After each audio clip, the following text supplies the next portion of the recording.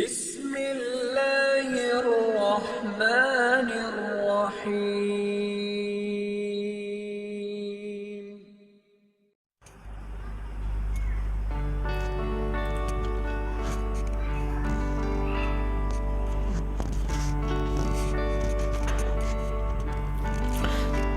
আসসালামু আলাইকুম। সম্মানিত দর্শক, বাংলাদেশের জানা অজানা গুরুত্বপূর্ণ কম গুরুত্বপূর্ণ স্থান, অঞ্চল, বিষয়, নদী, নালা, খাল, বিল, গ্রাম, শহর এ সমস্ত নিয়েই আমাদের নিয়মিত পরিবেশনা। আজকের বিষয় নিশ্চয় ভিডিওটি যারা দেখতে পাচ্ছেন, এইটি হলো জামালপুর জেলার সরিষাবাড়ি। এই সরিষাবাড়ি নিয়েই আজকে আমরা কথা বলবো। ভিডিও আমরা যতটুকু পেরেছি গাড়িতে যেতে যেতে আপনাদের জন্য ধারণ করার চেষ্টা করেছি। তবে এখানকার কিছু ইতিহাস, ঐতিহ্য, নামকরণের ইতিহাস এবং অন্যান্য তথ্য যেগুলো আপনাদের হয়তো ভবিষ্যতে কাজে লাগতে পারে, সেগুলোর দিকেই আমরা বেশি নজর দিয়েছি।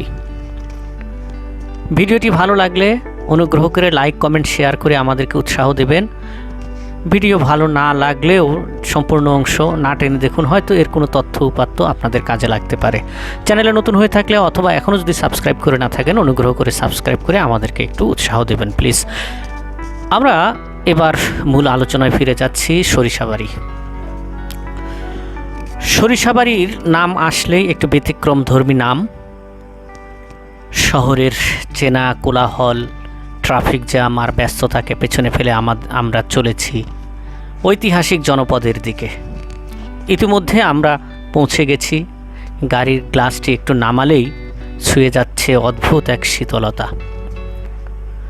নদী, ইতিহাস, মায়ায় জড়ানো এক জনপদ। হ্যাঁ, ময়মনসিংহ বিভাগের জামালপুর জেলার অত্যন্ত সমৃদ্ধশালী ঐতিহ্যবাহী সরিষাবাড়ি উপজেলা।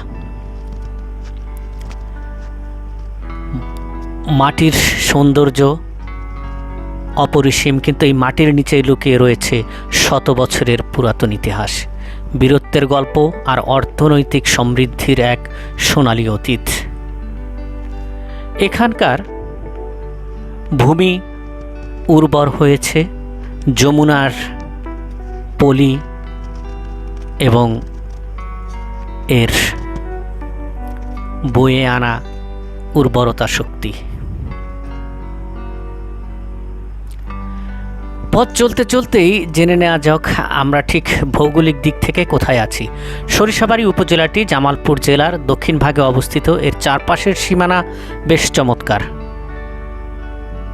ঠিক উত্তরে রয়েছে মাদারগঞ্জ, জামালপুর সদর উপজেলা, দক্ষিণে টাঙ্গাইল, ভুয়াপুর, পূর্বে রয়েছে টাঙ্গাইলের গোপালপুর এবং ধনবাড়ি উপজেলা, পশ্চিমে বগুড়া, সিরাজগঞ্জ জেলা।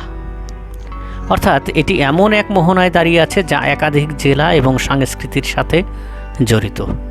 263 বর্গ কিলোমিটার প্রায় এই অঞ্চলটি মূলত যমুনা এবং ঝিনাই নদীর অববাহিকায় গড়ে উঠেছে। আপনারা শুরুতেই যে নদীটির দৃশ্য দেখেছেন সেটি ঝিনাই নদীর। 183 গ্রাম, 8টি ইউনিয়ন নিয়ে গঠিত জনপদে প্রবেশ করলেই আপনি বুঝতে পারবেন এখানকার মাটির উর্বরা শক্তি কতটা উন্নত।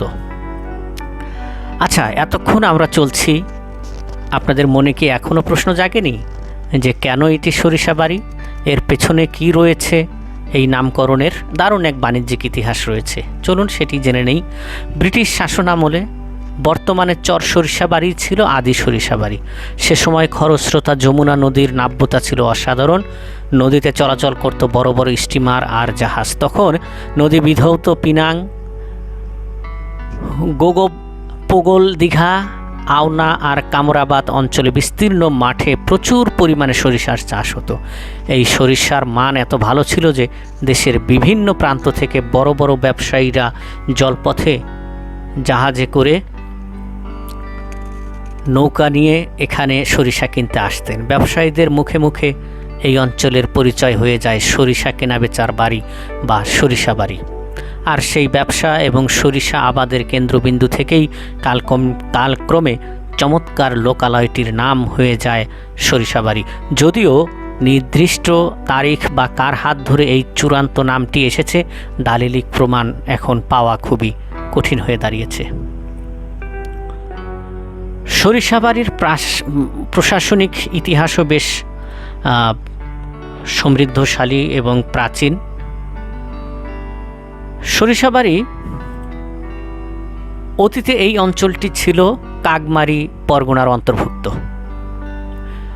1879, জি ঠিক শুনছেন, 1879 সালের দিকে যখন টাঙ্গাইল মহকুমা গঠিত হয় তখন সরিষাবাড়ি চলে যায় টাঙ্গাইলের অধীনে। কিন্তু ব্রিটিশ শাসন আমলের শেষ ভাগে অর্থাৎ 1920 সালে একে আবারও জামালপুর মহকুমার অধীনে ফিরিয়ে আনা হয়। প্রথমে এই অঞ্চলের প্রশাসনিক মূল কেন্দ্র ছিল পিনাং। পরবর্তীতে 1960 সালের 29 আগস্ট সরিষাবাড়িতে আনুষ্ঠানিকভাবে থানা স্থাপন করা হয়। আর ঠিক 23 বছর পর 1983 সালে এটি পূর্ণাঙ্গ একটি উপজেলায় রূপান্তর করা হয়।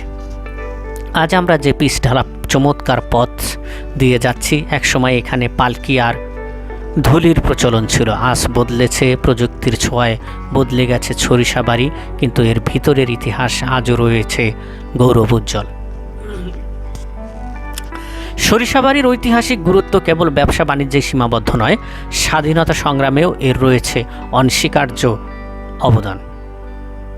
1971 সালের মহান মুক্তিযুদ্ধে সরিষাবাড়ি ছিল 11 নম্বর সেক্টরের অধীনে।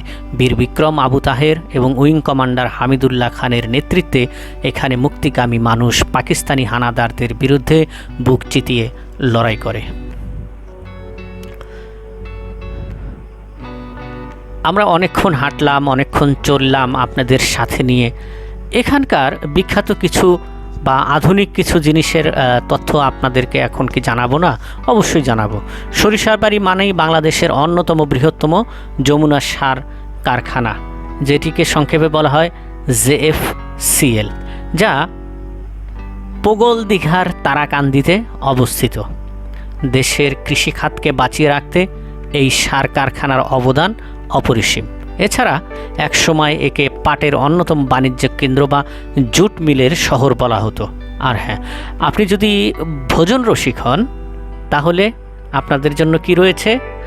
সুপ্রিয় দর্শক, আপনাদেরকে জানিয়ে রাখি, মোটামুটি জামালপুরের বৃহত্তর অংশ জুড়েই পিঠালি অর্থাৎ গরুর গোস্তে চাউলের আটা দিয়ে এক ধরনের তরকারি রান্না করা হয়, গোস্তের তরকারি। এগুলো মূলত বড় বড় ধর্মীয় অনুষ্ঠানগুলোতে, যেমন কেউ মারা গেলে অথবা ওয়াজ মাহফিলে যদি কেউ খাওয়ায় অথবা কেউ খতম দিয়ে থাকে যখন, এই সমস্ত অনুষ্ঠানে এই পিঠালির প্রচলন রয়েছে।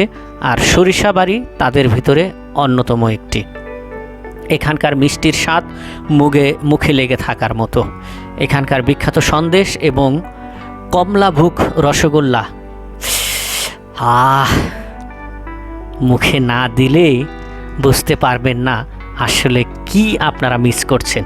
তাড়াতাড়ি চলে আসুন, কেউ মিস করবেন না। এছাড়া ঐতিহাসিক আরামনগর হাট বা বাউসী পঞ্চপীর মেলা এখানকার লোকসংস্কৃতির অনন্য এক নিদর্শন।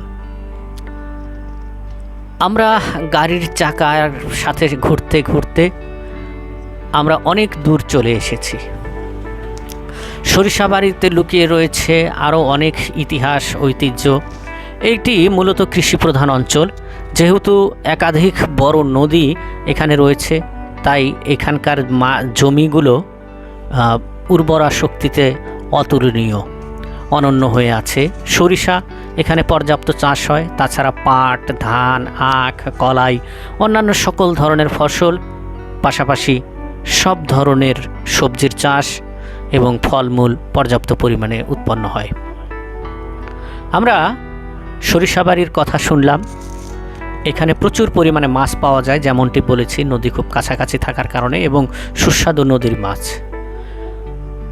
সরিষাবাড়ির ইতিহাস ঐতিহ্যের পাশাপাশি এখানকার কয়েকজন বিখ্যাত ব্যক্তির নাম যদি আমরা না বলি তাহলে তাদের প্রতি অসম্মান করা হবে। তার মধ্যে রয়েছেন মৌলভী ইব্রাহিম, তিনি বিখ্যাত রাজনীতিবিদ, সরিষাবাড়ির প্রথম এমএলএ। এই অঞ্চলের শিক্ষা এবং সামাজিক উন্নয়নে তার অবদান অবিস্মরণীয় হয়ে আছে। ব্যারিস্টার আব্দুস সালাম তালুকদার, বাংলাদেশ জাতীয়তাবাদী দলের সাবেক মহাসচিব এবং 4 দলীয় জোট সরকারের সাবেক এলজিআরডি মন্ত্রী। সরিষাবাড়ির যমুনা সার কারখানা স্থাপন সহ পুরো জামালপুর অঞ্চলের আধুনিক অবকাঠামোগত উন্নয়নে তার অবদান সবচেয়ে বেশি মনে রাখা হয়।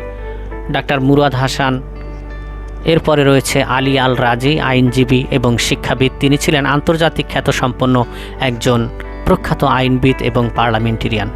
সরিষাবাড়ির শিক্ষা বিস্তারে তার বিশেষ অবদান রয়েছে। 71-এর মহান মুক্তিযুদ্ধের একজন লড়াকু সৈনিক, শহীদ ক্যাডেট ল্যান্স নায়েক আব্দুল খালেক, তিনি এই সরিষাবাড়িরই গর্বিত সন্তান। আমরা ভিডিওর একদম শেষ দিকে চলে এসেছি। ভালো থাকবেন, সুস্থ থাকবেন, আমাদের জন্য দোয়া করবেন। আর বাংলাদেশের যে কোনো জায়গা থেকে আপনারা চলে আসুন জামালপুর অথবা টাঙ্গাইল, সেখান থেকে সরাসরি সরিষাবাড়ি। আজকের মতো বিদায় নিচ্ছি জামালপুর জেলার সরিষাবাড়ি উপজেলা থেকে। আল্লাহ হাফেজ।